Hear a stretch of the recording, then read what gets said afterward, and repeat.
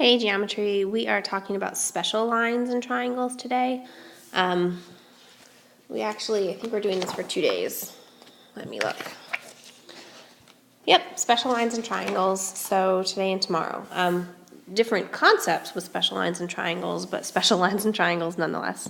Okay, if you look through your classwork and follow along, it tells you to construct the mid-segment of the triangle below. I did this and took pictures using my compass, but you need to make sure that you know what a mid-segment is. A mid-segment is a line segment that joins the midpoints of two sides of a triangle or trapezoid. So that's actually very hard very hard to read. So that's the definition of mid-segment, and I'd highlight it or something so that you know what it means. But it's a very important vocabulary word in geometry. So first of all, use your compass and straight edge to determine the midpoints of AB and AC as X and Y. So I took my compass, I put the pointy end on the B and drew a little half circle, then I put the pointy end on A and drew another little half circle, and this line right here represents the perpendicular bisector, which is why that dot is right there. Then I did the same thing on the other side. Pointy end on A, drew a little half circle. Pointy end on C, drew a little half circle. Where they intersect, that's awful. Let's try again. Gives me the midpoint. It's the perpendicular bisector, so the midpoint of AC. And then I went ahead and connected the dots, and I got XY. So this right here is called the midsegment. So that means that these two sides were split in half. Sorry, this side is split into two equal pieces, and this side is split into two equal pieces. Compare angle AXY and angle ABC. Okay, without using a protractor, what would you guess is the relationship between these two pairs of angles? What are the implications of this relationship?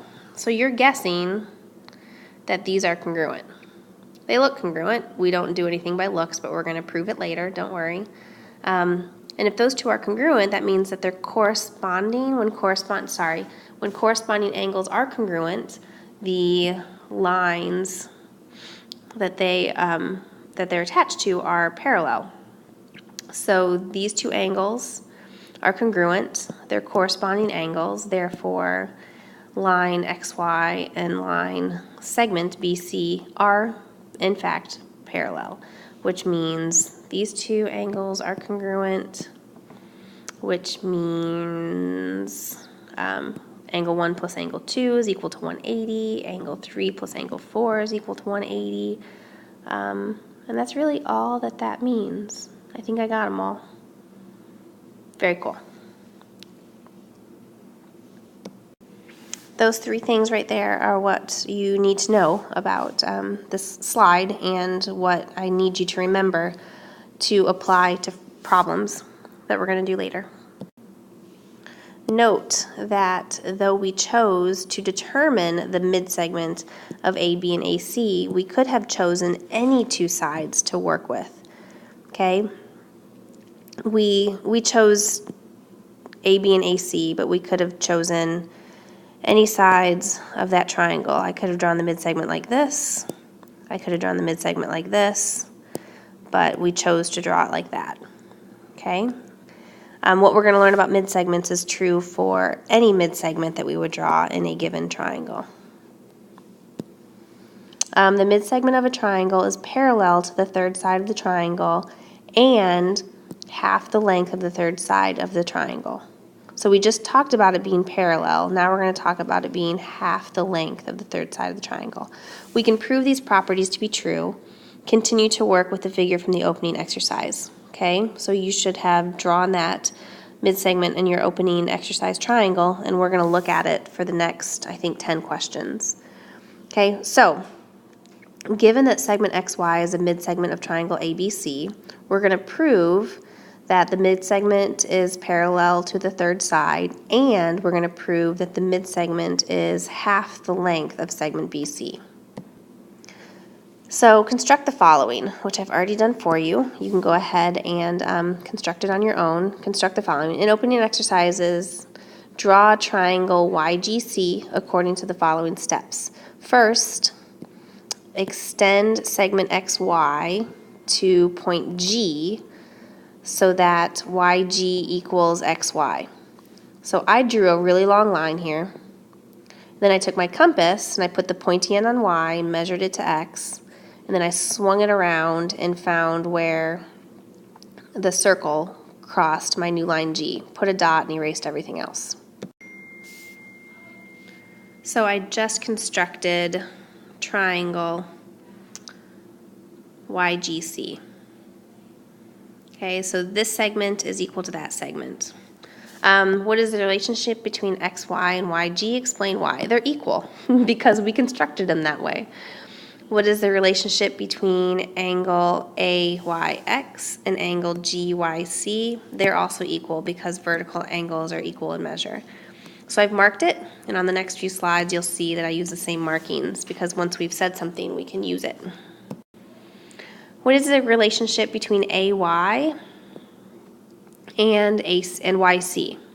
Okay, they are also equal because Y is the midpoint of, oh, I wrote that twice, because Y is the midpoint of AC. Okay, we made Y as the midpoint of AC. That's how we drew it. So they're equal. What is the relationship between triangle AXY and triangle CYG? Okay, they're congruent because of side angle side, double tick, double arc, triple tick, double tick, double arc, triple tick. What is the relationship between GC and AX? They're equal because of CPCTC.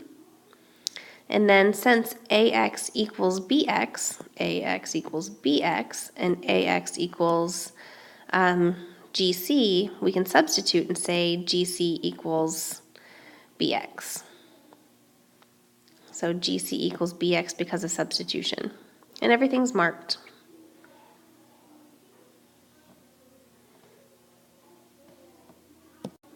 What is the relationship between angle AXY and YGC? They're also equal because of CPCTC. They're part of the original triangles that we proved congruent. So I marked them with a blue arc. So based on 7, what other conclusions can be drawn about AB and GC? They are parallel, which I did not mark here. Those are parallel because of alternate interior angles. When alternate interior angles are equal, then the lines are parallel. So we can mark those parallel. So we're trying to find a parallelogram. Has anyone else seen it? I just have this side right here is equal to this side, and they're parallel. It's a definition of a parallelogram.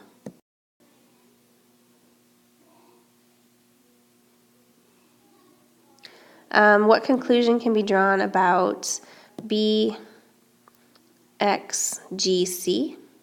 We can say that it's a parallelogram because one pair of opposite sides is equal and parallel. Okay, so these are equal and parallel. And we also know that XY is parallel to BC, which that's not marked either. I'm running out of space. I can do 2 arrows here and 2 arrows there.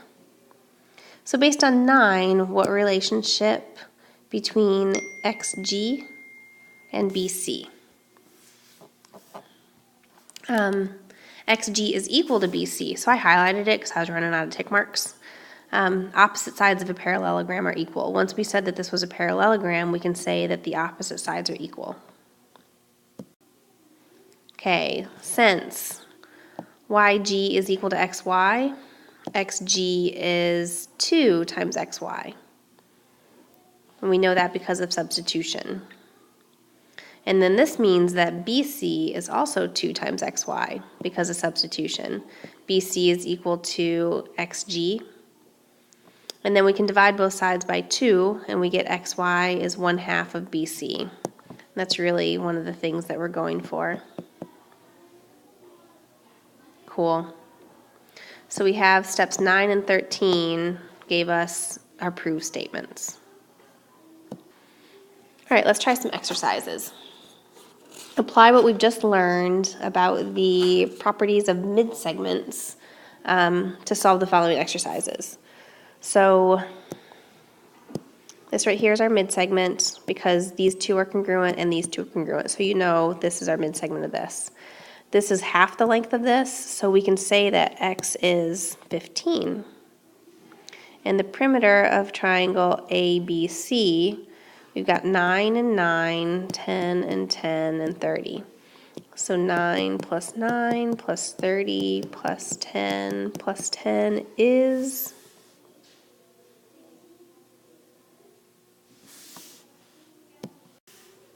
68. Okay, add all those together. Remember, the perimeter is the distance around something.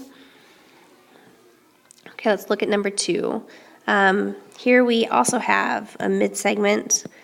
We know that those are parallel, so we can use corresponding angles to figure everything out. If this is 50, that means x is also 50 because they're corresponding, which, if we look at this big triangle, I know that 50 plus 60 plus y equals 180 because of the inside of a triangle always sums to 180. 50 plus 60 is 110, subtract 180, and I have angle y equals 70. Cool. In triangle RST, the midpoints of each side have been marked by points x, y, and z. Mark the halves of each side divided by the midpoint with a congruency mark. So those are equal, and those are equal. Remember to distinguish congruency marks for each side. Check. Draw midsegments XY, YZ, and XZ. Mark each midsegment with the appropriate congruency mark from the sides of the triangle. I can see if I can draw. See, drawing a straight line with this is sort of difficult. Not bad.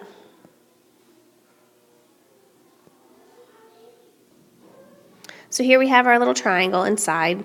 To mark the congruency marks for the little triangle I just drew, it's actually something we haven't talked about yet. So if we know that, this segment is half of the segment that's parallel with it, well, what did we mark for half? Okay, so we can say that, this is also 3 ticks, right?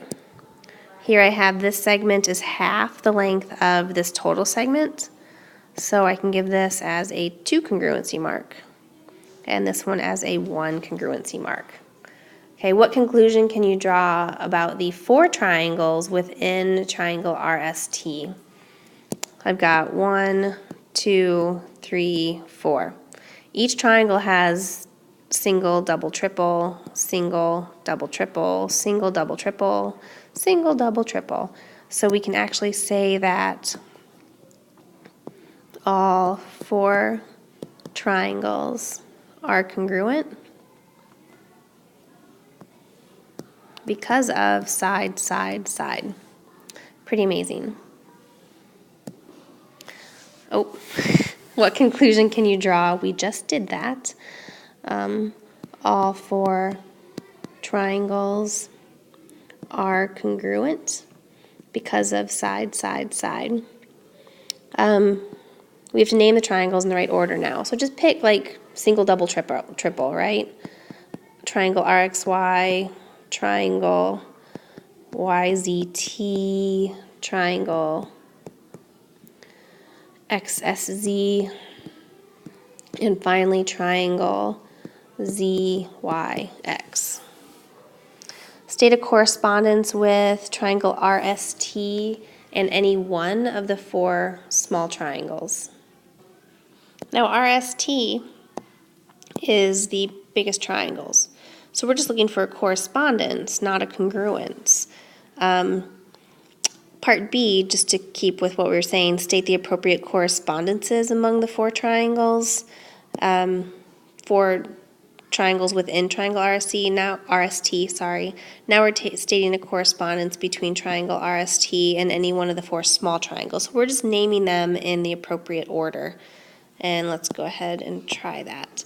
So triangle RST is going to correspond with triangle, let's look at RXY. So we have RST,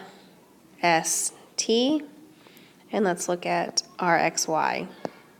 Yeah, because if we look, these triangles are congruent, sorry, those angles are congruent, and these angles are congruent. These sides are congruent. Well, this one is going to be equal to twice of that one. This one would be twice of that one, and this one twice that. So we have correspondence, not congruence.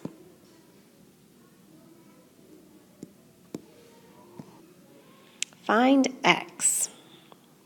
Okay, X is a measurement, an angle measurement. So let's see if we can find X.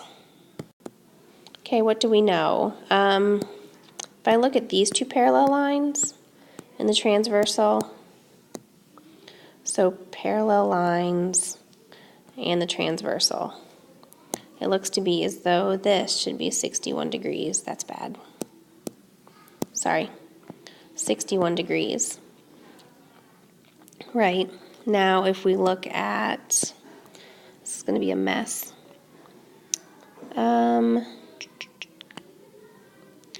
These two lines and this transversal, it looks to be that this one should be, oh, I did it again, 40 degrees. So I have a straight line that is 180, 61, X, and 40. 61 plus 40 is 101. Straight lines are always 100 degrees. 180 minus 101 is 79 degrees. I said 79, I wrote 97. That's awesome. See, this is when I would rewind and delete what I just did, but that's sort of funny. That's actually it. I had 2 blank slides on there, and I don't know why. Okay, well done.